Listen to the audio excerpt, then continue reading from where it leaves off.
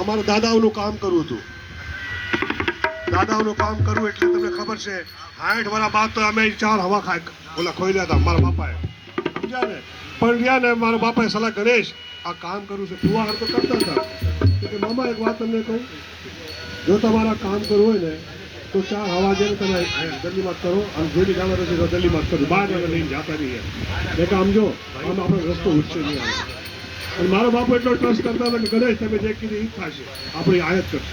અને આમ જો એક અડધા કલાકમાં કૈલાશભાઈ આરારા બેઠેલા આપેલા, મંજી કાકો બેઠેલા, ગોપાલ મામા બેઠેલા, આ નંદુ બેઠેલા, ભાઈ કેટલા ભાઈ શંકર ફુઓ બેઠેલા, પરુબની બેઠેલા, ગણેશ. પણ એ અડધા કલાકની અંદર ફેસલો થઈ ગયો કૈલાશભાઈ. તો કહેવાનો મતલબ પડખે આપણા પર એવા સજ્જન મારા બેઠા હોય કે આવડા મોટા મોટા કામ. તો એવી રીતે ભાઈ એમની અમે શું આપણે વાત કરી જેટલી કરી ઓછી છે. હા, અને આખી જીવનભર એમને સહયોગ દીધો છે, બચપનથી સહયોગ દીધો છે. વાહ ભાઈ વાહ, બહુ સારું.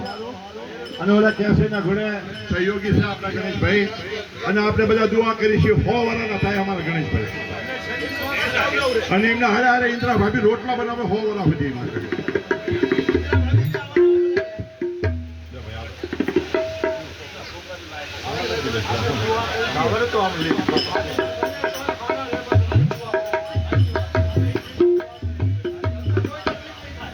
આપણે ગાવા વાળા તો બધા હોય છે, પણ સાંભળવા વાળા સારા હોય ને એમાં આ જો અમારા કિશનભાઈ ને અમે કેલા સામે બેઠા છે તો અમને ગાવાનો બહુ મજા આવે છે.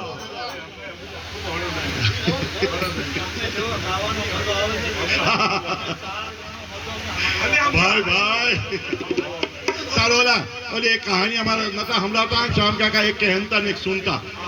જો કહેનતા બહુ સારા હોય ને તો સુનતા ને બહુ મજા આવે છે ભાઈ. તો બહુ સારી વાત છે ભાઈ, આજનો જે માહોલ અને આ જે વાતો આ ભજન અને ઓલા કે છે ભજન જે આનંદમાં થાય ને એના જેવો છે આનંદ નથી દુનિયામાં. બોલો. હા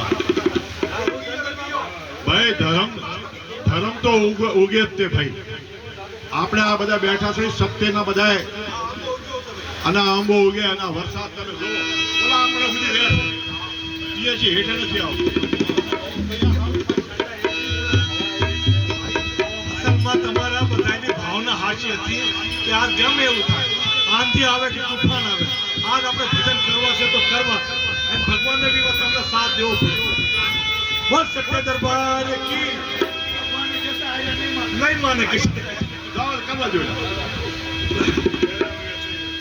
જો ભાઈ એમ કરો, ખબરદાર કરો બધાને ભાઈ, હવે ખબરદાર.